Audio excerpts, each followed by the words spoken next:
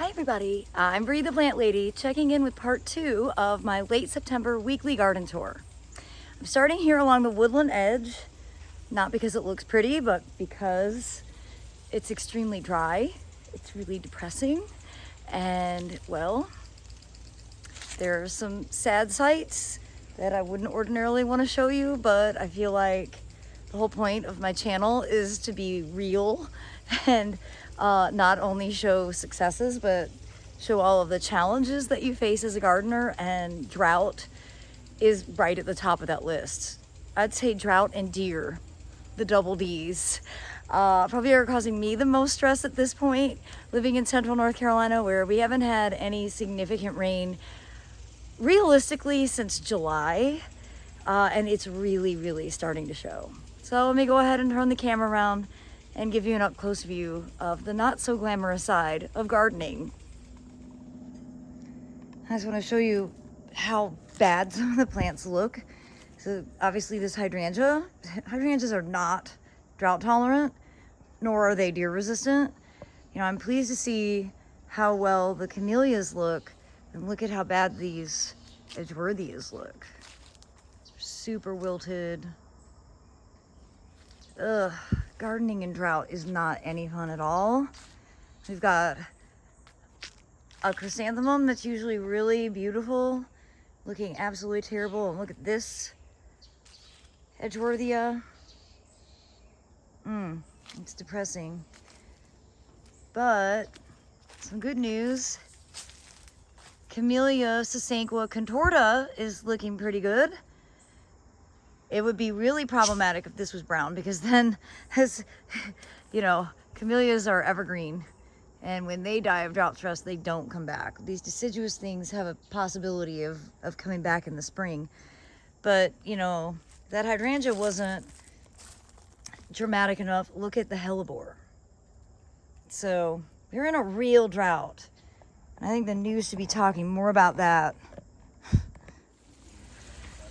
Just so you all can see behind the scenes, I don't want those woodland plants to die. I don't want to run a sprinkler in there because it's not the best use of my city water. So I'm filling wheelbarrows with water and then dumping them on specific plants. And if nature could just go ahead and do her job and give us some rain, it would be much appreciated. For now, I'm hauling wheelbarrows of water. Hopefully you all understand how much coordination this takes to hold a camera and also do this, but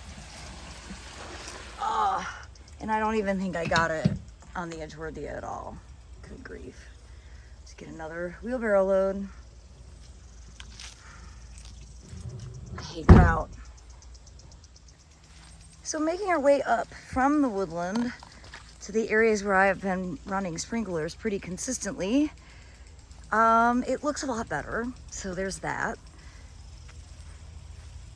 This edgeworthia, in contrast, because it's been getting watered every day, looks significantly better. It's definitely showing some signs of drought, but for the most part, you can see it's got good flower bud set. It still has green foliage, as it should, considering how much water I am putting out.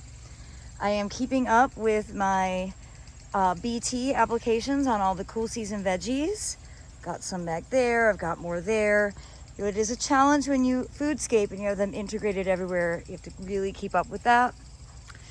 The tithonia continues to be the butterfly and just general pollinator magnet. You know, last year I didn't have any tithonia and I really missed it. I'm so glad that I got this planted. It was done from direct seed. This was actually done on July 1st. Good, easy day to remember, and it's pretty incredible how much will grow in such a short period of time. And what an incredible benefit to the ecosystem this plant is. The pumpkin, I believe this is Seminole pumpkin. I'm looking for fruit to make sure of that, and I haven't seen any, but that doesn't mean that they aren't in here. I frequently discover that I've missed a whole bunch, but it is growing strong, maybe a little too strong, but that's sort of what it does. I've actually just started cutting back the tips.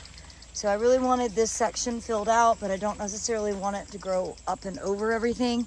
So I've actually just been, I don't know if I'll be able to find it, but there you go, like cutting the new growth off. And that's pretty easy. Need to come through and go ahead and do that over here on this side. So you can see it's growing. I did cut this one off, but that's gonna be the easiest way for me to manage it and keep it filling the space I want it to fill and not basically overwhelming the entire garden. That will keep growing until we have frost. You can see this whole side border has grown in really, really well. And I'm so thrilled to show you the sycamore is flushing out with vigor. It's gonna look so cool. I cannot wait for this to show you this in like 5 years. What this is gonna look like when it's properly coppiced. I think it's really gonna be extraordinary. But I'm really relieved to see that it is growing. I knew it would, but it took a bit longer than I was anticipating. It was about 3.5 weeks. So there's huge progress there. So as we enter this border from kind of the lower pathway, this section's been getting water from both sides. So this hydrangea is not wilted, but look at how ugly it is. Totally covered in black spot, and it's like, why am I growing this? Why is this here?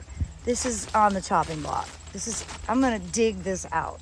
It does not deserve this square footage for what it does, because it doesn't look good. The deer eat it, so it has to be surrounded by cages. Then it gets this ugly black spot. So I gotta say, I am over hydrangeas. Every species of hydrangea, not just the Asian ones, the native ones are just as problematic.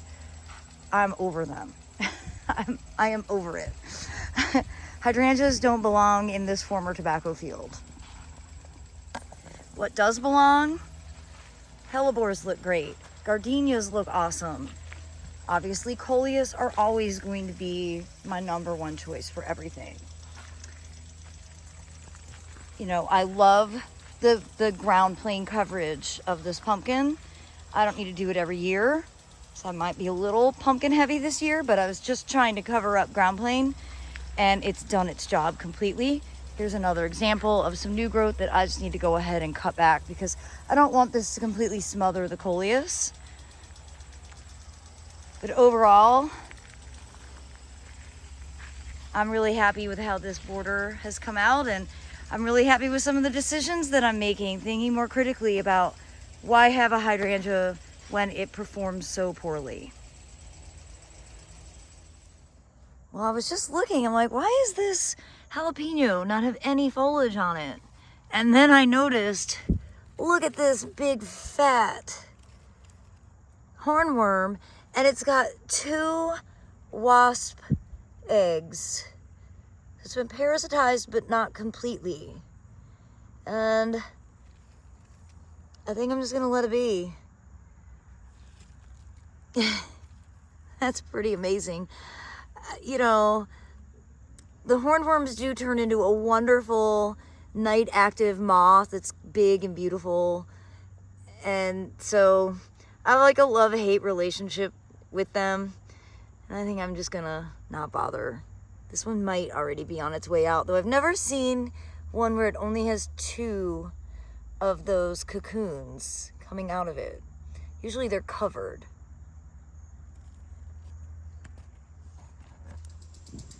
Well, it's a good thing I'm out here in the middle of the day because I forgot to pick up some eggplants. I don't want them to cook in the sun. It's actually like over 90 degrees right now. So annoying. That irrigation water feels really good. The areas that I've been watering look good, so at least there's that. The eggplants are growing really strong. Zinnias continue to do their thing. The deer continue to eat the zinnias, which is definitely annoying. The deer are eating all kinds of stuff. I'll show you what definitely caused some serious curse words yesterday, but you can see they've just sort of come along and eaten every tip That's what they do.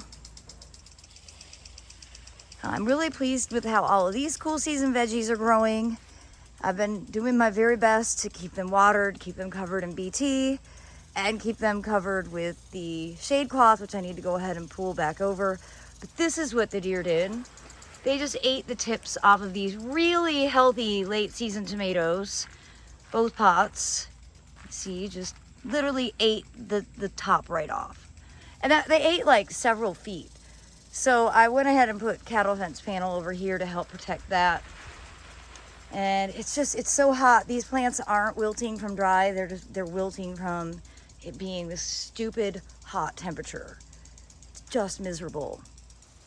And just to give you an up close view on this side, I think these are doing better. They're bigger because they get more shade.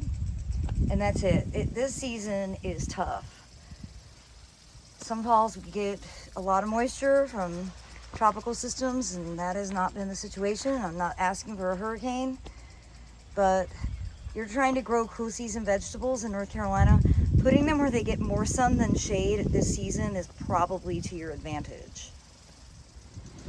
And as I come up here to the persimmons, got lots of fruit set. This one's actually turning, but that does not mean they're ripe. Like, not at all. Absolutely do not eat these until they've had frost.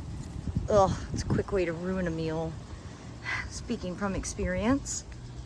And the south side foundation's looking good. You can see I did cut back that viburnum. And that, I think, has just made a world of difference for how this wall looks. I am having to water this pretty regularly. Everything in here wilts, including the ageratum, the kufia, the okra, the coleus, the vinca.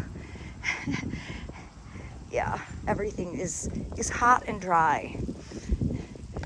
But overall, it's really exciting to see the candy corn kufia is starting to bloom in the areas where the deer can't reach, because as you can see, they're keeping this side nibbled back. But it's always exciting to see this start to bloom. Definitely a sign of short days arriving. It's now dark, not far after, oh, I keep stepping in fire ants, you guys. It's just awful.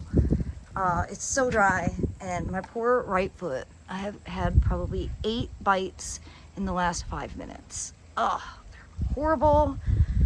Now they're all over my shoes. So we'll just go through and this area, walk through the sprinkler because it feels good. And you know, one plant that doesn't mind the drought is this mangave, which has been in the ground for 2 years, looking great. I wish they were all this reliably hardy because I would love to get them all planted in the ground. And it's funny, this butternut squash, like the taller it grows, the uglier it is. But if you keep the foliage down on the ground where it's in more shade, the leaves look good and it's starting to set healthy fruit. As you can see, maybe. There we go. So, I should not necessarily try and make this one climb. That's the lesson learned. And coming along the north side of the house, you have to remove spider webs everywhere you walk at this season. That poor camellia, I have been watering with a little more regularity over here, but I definitely abused this and I feel terribly guilty about it. I have been watering the lilacs in an attempt to get them enough moisture to not completely die. And really same thing for this whole border. I haven't run the sprinkler. I mean, as you can see, I mean, look at that. Poor Coreopsis, so wilty. But I have been running a donut, kind of moving it from place to place and just trying to get some of these ground covers enough moisture to not completely die back. It's really not. This is like the kind of weather that makes me not want to garden. And I love gardening. I hate drought. So this is a real conundrum to see everything suffer. Of course, hope springs eternal in a garden, and there is a chance of rain this weekend. I'm gonna cross everything that actually comes true. And I do hope that you will tune in tomorrow for another update from the gardens at the White House, where again, I've been running sprinklers, so everything looks artificially good for the latter part of September. Well, as always, thanks for watching and happy gardening, everybody.